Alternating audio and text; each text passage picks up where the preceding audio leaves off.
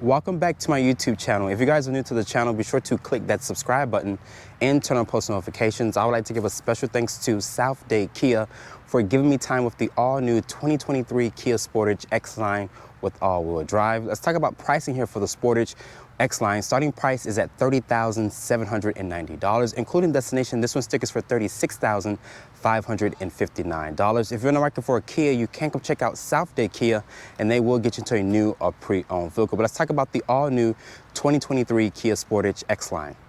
The day is finally here, and I'm reviewing the 2023 Kia Sportage X-Line with all-wheel drive. As you guys can see here, my model is painted in this beautiful shade of sapphire blue. It looks really good with the black and gray trim here. But let's talk about the headlight modules first. As you guys can see, there's this LED daytime running light with this incandescent turn signals, also with these multi-reflective headlights here with an automatic low and high beam at the lower part of the actual headlight there.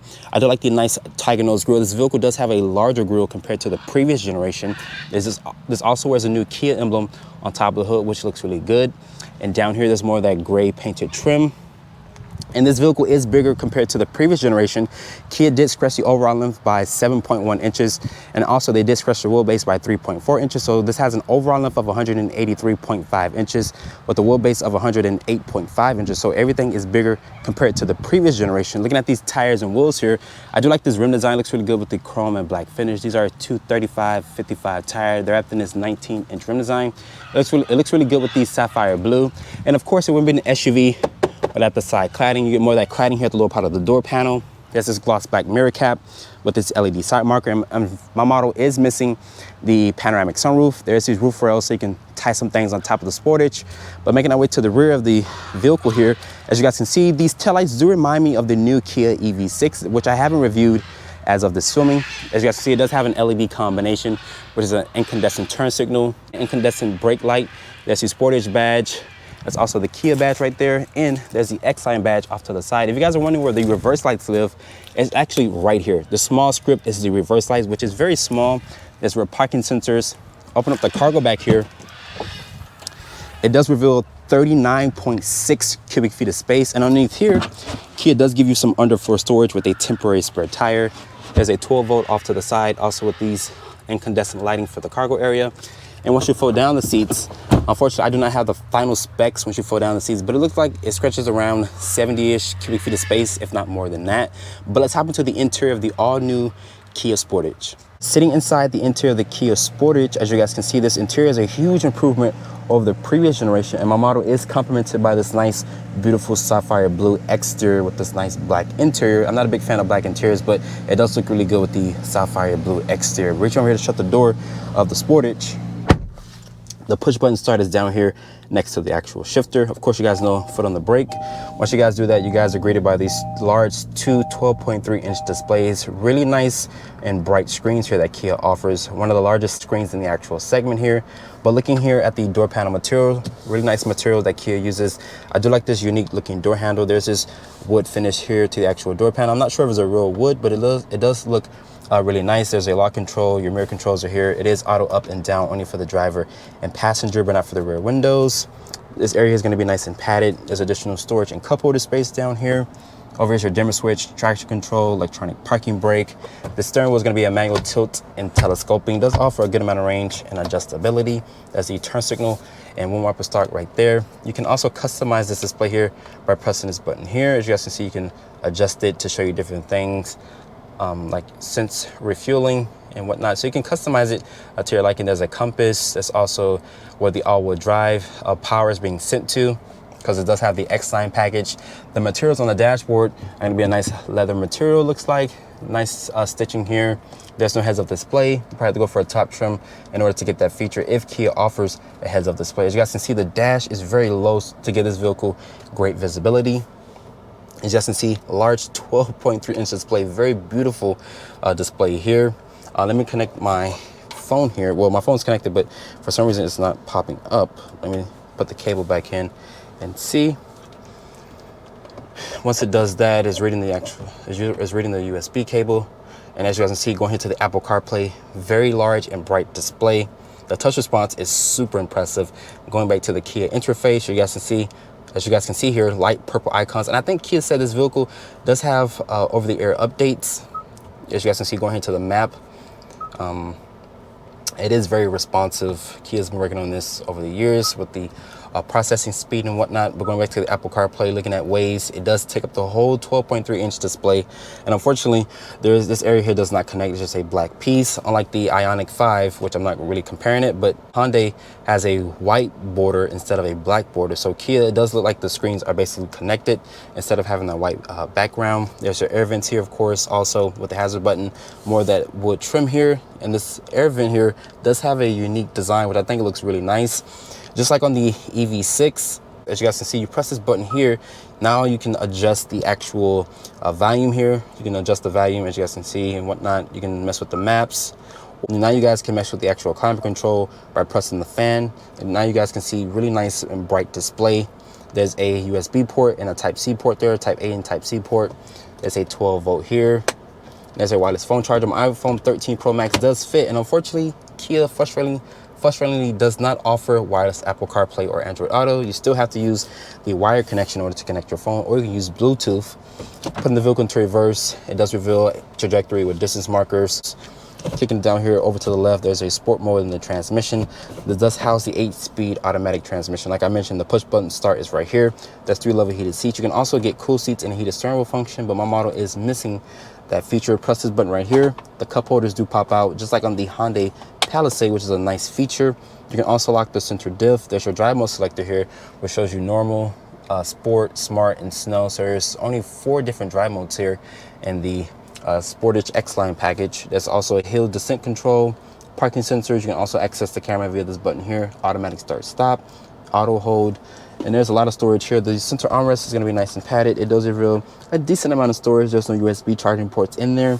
The seats in here, they're supportive, they're comfortable. I like the futuristic looking headrest, and above me there's no large panoramic sunroof. The lighting in here is going to be an incandescent, which I'm surprised that Kia didn't put full LEDs. Looking at the glove compartment, it does offer a decent amount of storage. But overall, this interior is a huge improvement compared to the previous generation of Sportage. Opening up the door of the Kia Sportage, let's look at the door panel materials very quickly. Nice materials that Kia used. I do like this unique looking door handle with this wood-like finish trim here on the actual door panel. There's this gloss black trim around the window controls. This area here is going to be nice and padded. There's a cup holder down here. And as you guys can see, plenty of space to get into the back seat of the Sportage. Like I mentioned, Kia did make this vehicle bigger for this current generation. But getting back here, really good step in height. As you guys can see, I have plenty of foot space underneath the driver's seat. Kia says this has around 41.3 inches of legroom, which is best in class. Legroom, there's rear air vents back here, additional storage space. There's also a Type-C port in the actual seat back, which is a nice design by Kia. There's these grocery hooks back here. You could probably put something to hang there. As you guys can see, the floor back here is not flat, but you can fit them in a passenger here and the center. I do like the seats. They also recline very far back. The handle is over here. As you guys can see, is at its far recline setting, which is really nice. Putting this armrest down here, it does reveal 2 cup holders, and unfortunately my model is missing that large panoramic sunroof, but there's going to be incandescent lighting throughout this cabin. But overall, the back seat is a huge improvement compared to the previous generation.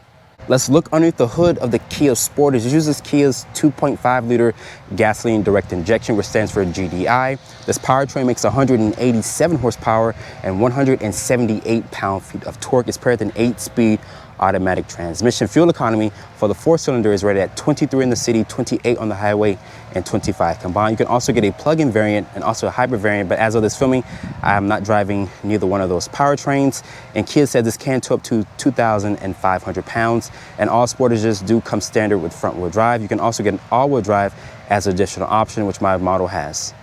So starting off in the 2023 Kia Sportage with the X-Line package, it also has all-wheel drive. Let's talk about the powertrain specs. This uses Kia's 2.5-liter gas direct injection, which stands for GDI. This powertrain makes 187 horsepower and 178 pound-feet of torque. It is paired with an 8-speed automatic transmission. Kia does offer a plug-in variant of the new Sorento, which is all new for this generation here. Of course, I was expecting Kia to offer that because the Santa Fe has a plug-in option, the Tucson has a plug-in option, the Sorento has a plug-in option. So I wouldn't expect Kia not to bring that plug-in variant over to the Sportage here. But this vehicle, like I mentioned, is a huge improvement compared to the previous generation, all new tech. The previous generation did offer decent tech, but this is just tech out of this world. 2 large 12.3-inch displays. It's Apple CarPlay and Android Auto. The visibility out of here is great. You can look at this vehicle really good. The dash is very low. And I have the vehicle in the sport mode.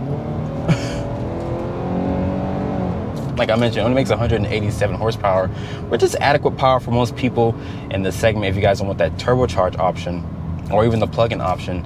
I haven't driven the plug-in variant just yet or the hybrid model, so you guys have to give me some time, or once the dealership gets some in stock, I should be bringing you guys a in-depth review. The visibility out of the front of this vehicle is really good. Like I mentioned, the dash is very low. I also have a good visibility out of the rear and whatnot. This vehicle is bigger by 7.1 inches in the overall length and also 3.4 inches in the actual wheelbase. So you get more legroom space, more cargo space, which the previous generation was kind of lacking in that department. So Kia did a really good job by making this vehicle bigger for this current generation. This is the 5th generation of Sportage. My model is painted in this beautiful shade of sapphire blue, which I think Kia did a really good job with this trim level here. This does have the X-Line package. You can take this vehicle off-roading if you would like, but me personally, not with these particular tires. You guys might want to have a more aggressive tire. You can also get an off-road package as well. I think Kia offers some BF Goodrich tires or whatnot to have to take the vehicle off-roading. But let's put this vehicle into its normal mode here and just basically drive. This is what most people are going to drive this vehicle in anyway. And Kia says this can tow 2,500 pounds, properly equipped. And all Sportages do come standard with front-wheel drive. All-wheel drive will be an additional option, depending on what package or trim level that you get. The seats in here, they're supportive, they're comfortable. They're 3-level heated seats. You can get cool seats, and my model is missing cool seats in a heated steering wheel function. So if you guys want some of the nice features and whatnot, you will have to look at a different trim. I like this display here, just like on the EV6. As you guys can hear, the engine did shut off for a split second before I released my foot off the brake. There's an auto hold button here, so what that means is the vehicle will basically hold the brake for you, so you can take your foot off the brake just in case you're in rush hour traffic and whatnot. Let's talk about the driver's assistance features. This does have emergency braking, forward collision warning, also a lane keep assist, highway stir assist. So all the nice driver's assistance features that Kia has been offering, they do offer it here on this new generation of Sportage. And me personally, I've been driving this car, and there's a lot of people that have been giving me stares because they're trying to figure out what the hell is this. This thing looks futuristic, and I think Kia did a great job with the exterior styling, just like its sister vehicle, which is the Hyundai Tucson. Kia is killing it. No one in the automotive business right now is doing things like Kia. Kia is basically throwing everything at the wall and is sticking, because people look at this vehicle, and I've seen a lot of people scratching their heads. Honestly, I'm not making this up. People are scratching their head. People are asking me questions when I was filming at the park here. They're trying to ask me, what is this vehicle? And I was explaining to them, they was like, this is a Kia. And once you say Kia, people get surprised because people wouldn't expect this to be a Kia. Let's talk about fuel economy very quickly. This is rated to get 23 in the city, 28 on the highway, and 25 combined. Like I mentioned, you can get a plug-in variant and a hybrid variant, but I'm pretty sure those vehicles are going to surpass the actual gas mileage that you guys get on the base powertrain. But if you guys are looking for something different in the segment and you don't want its sister vehicle, which is the Hyundai Tucson, I would put the Sportage here on the top of your list. After spending time with the 2023 Kia Sportage X-Line with all-wheel drive, hope you guys have enjoyed this review here. Be sure to follow me on Instagram at DriveOnReviews and hit that subscribe button, and I'll see you all in the next review.